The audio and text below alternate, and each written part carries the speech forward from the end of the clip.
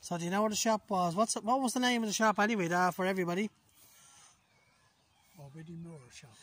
So Biddy Moore shop. Am I on camera? yeah, Margaret was right. Margaret. Oh God, yeah. Oh, Margaret was right. There's a few right. Margaret Cal, is it? That's hi, Margaret, because I know you. I know you, and I knew your man, Dad, poor Seamus as well, and your sister. Yeah, you were right. Now, what you didn't know, Margaret, is probably because you're younger than I am. Everybody is younger than me. The library, of course. Now, the library, we've just taken the library first. The library was a place where dance halls, all that stuff.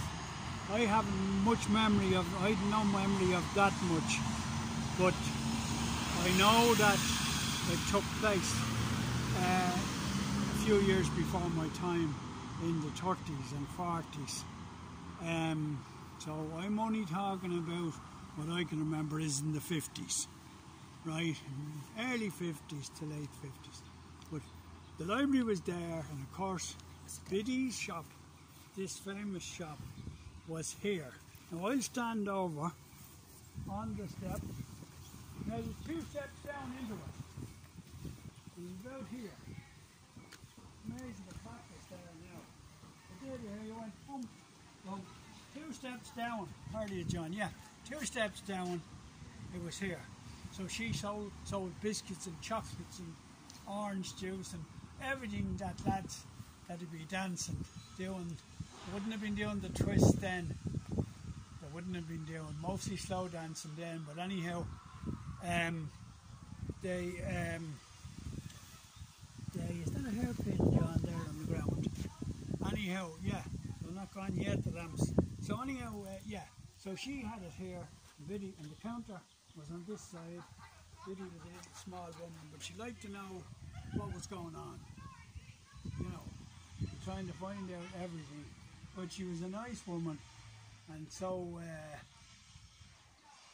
yeah, it's amazing that.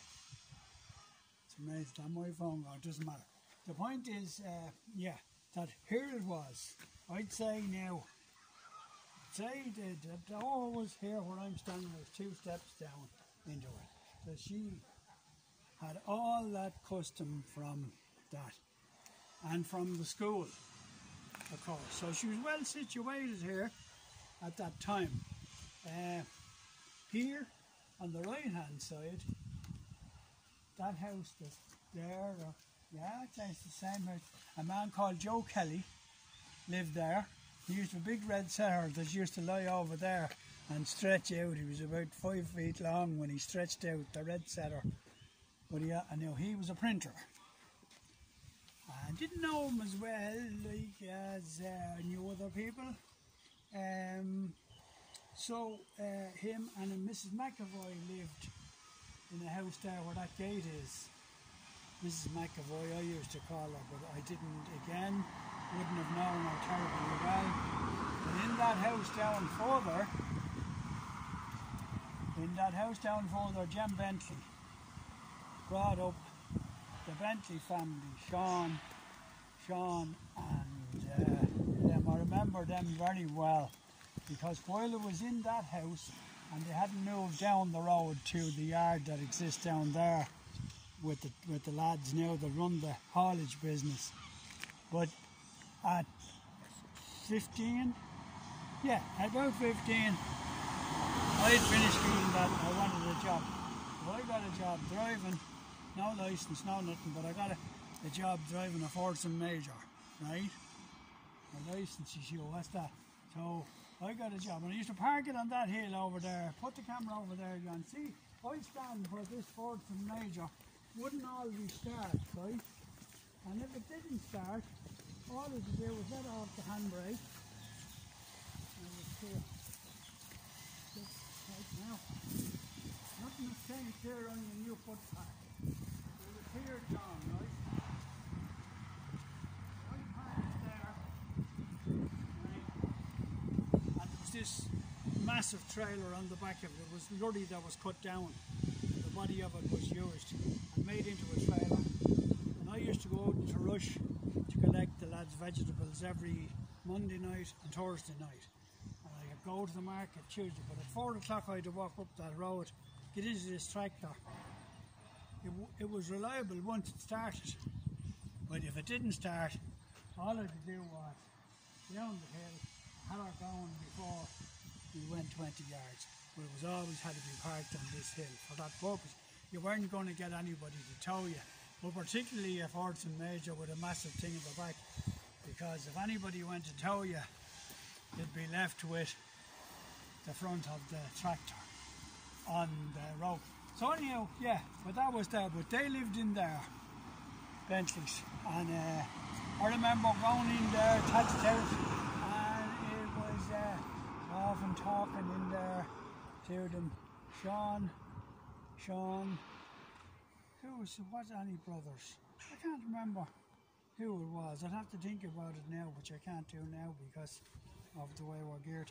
But Sean, anyhow, Sean took over the business. Jem liked a few bottles, so when he retired from it, and Sean took it over and built it up then, but it was doing the same thing, and then he moved down here and it got big down there. But at this point, that's what we done, and the lads in Rush paid him for bringing the stuff to the market twice a week. I don't know what they paid him from, because sometimes they wouldn't have got a lot of money. So where are we now, John? Oh yeah. So that was the old house now. That's where the old house was. Thatched house. Nearly all houses were thatched then, but how are we, John? Are we all right? And then, now we come to, after the library there, we come to where we played football here. This is our, you know them trees, you think they were 100 years old, they're not. They're good age, but I don't remember them being there like that. Anyhow, they weren't the thing. But again, we played football here, and it was great. The only thing that wasn't great was over there lived Mrs. Dunn, that was a teacher. She was the teacher that taught younger kids, smaller kids, younger kids, we'll say. And if the football went in there, you didn't get it back. So you can imagine how nice she was. If you put 2 and 2 together, it's 4. Now, it went in there many times. But we had 2 people on the green that done it. One was for Dick Scally's house is Mary Donnelly. She was really old, and she was the same. Good man, Shay, how are you? All right, thanks.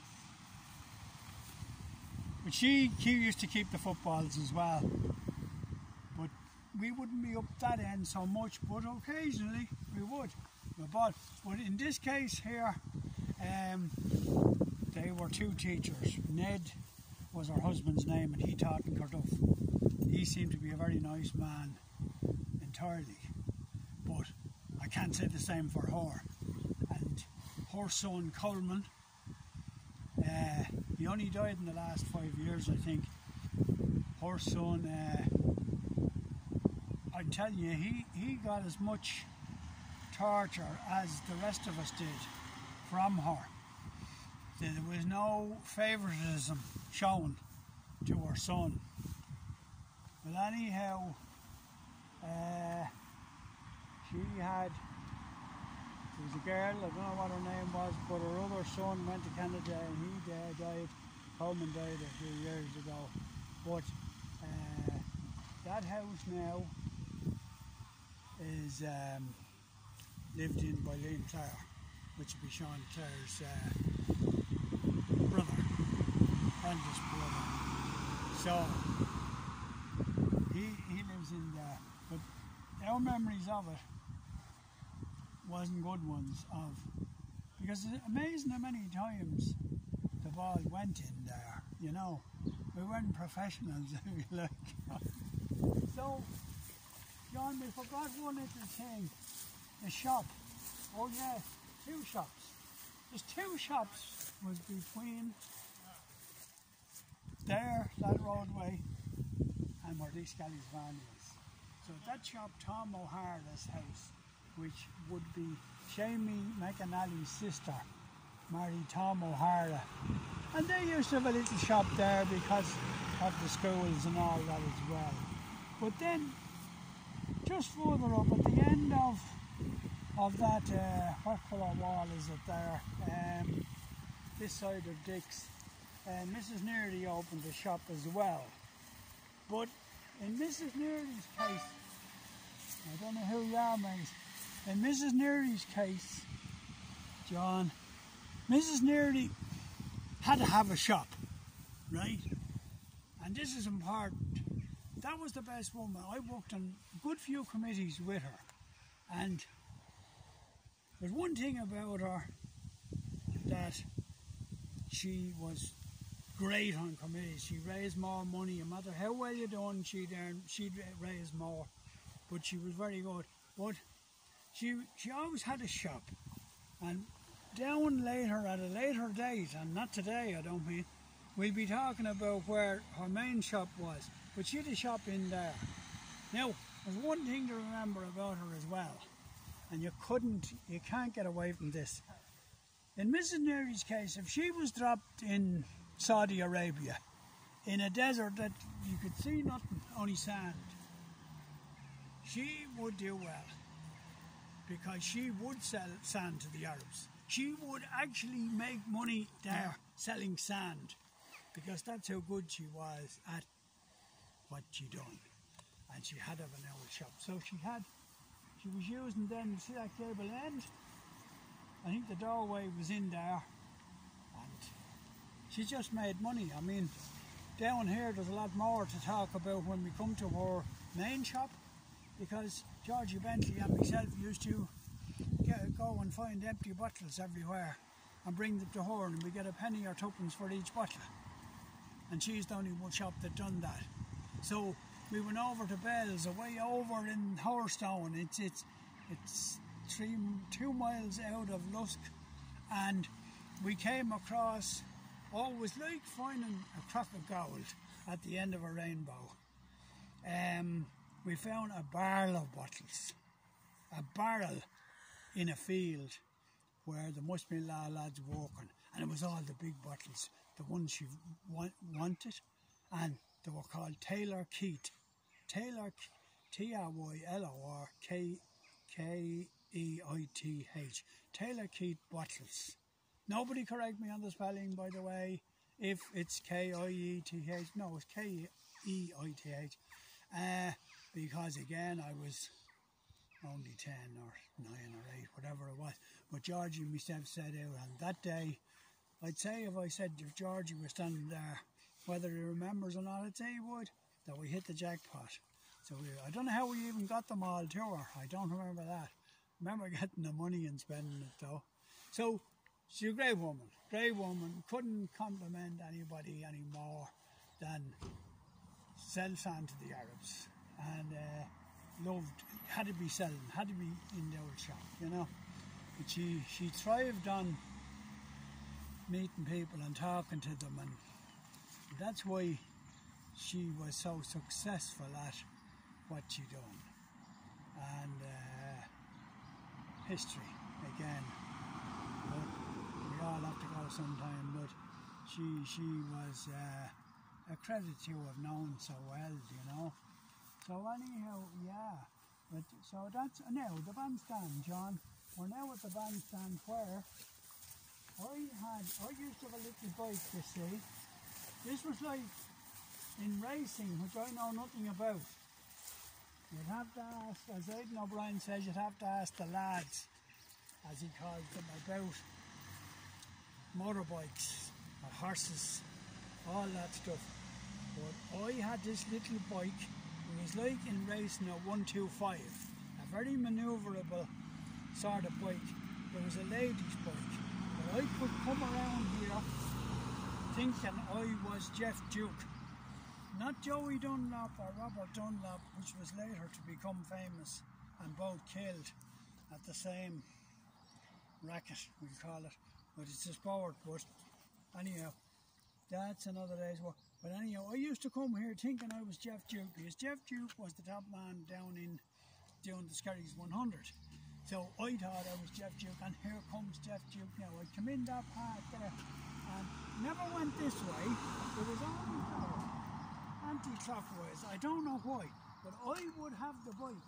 Now I could have been killed. I'd have that bike. I'd be there about that distance away from that bandstand. And that's how tight I'd be. And like the racers, when you see the wheels of the bike, there's about an eighth of an inch of the tire on the ground when they have a flat down. And that's the way I went around here. I had that bike for years. Nobody could go quicker than me around that on the bike. Maybe there was lots of big awkward bikes around. Big things that would be like a 750 in racing. But this was manoeuvrable. I could fly around there. So that was that. The church, of course, that was built from, my father told me years ago, that all that stone was cut on this green. You know, all the stone for that church. And if you look at it, how well it was done then, when compared to nowadays when they've tools for to do everything. But looking at the stonework of it, like, then fabulous. You can always tell the old buildings. These men were something else. But the stonemasons that done that, put them all there. That was the way my dad told me, and I don't know. Down over here, John, down, if we go down the lane, Knott's Lane, we called it, because Jim Knott, my father, God rest him, he helped him build a little flat roofed house where he brought up his family down there on the right. It was down that lane. Now, it's built up with new houses, etc. now, but that was the only house in the lane then. So, Knott's Lane we called it. And then, that's the start there of, that's the curate's house over there. Don't know, not much historical about it other than the fact that's what it was then and it still is. Goffs, a family called Goffs lived in that house there, in there where that hairdresser's is, there. Tony Goff and Breffney Goff were the two lads' names. I think they're the sister, I'm not sure, but I don't know, Tony is dead, he went to Ballybucken to live, and he's dead. I don't know about Breffney, but they lived there, and that there is the parish priest's house that runs down to the back of Tony's.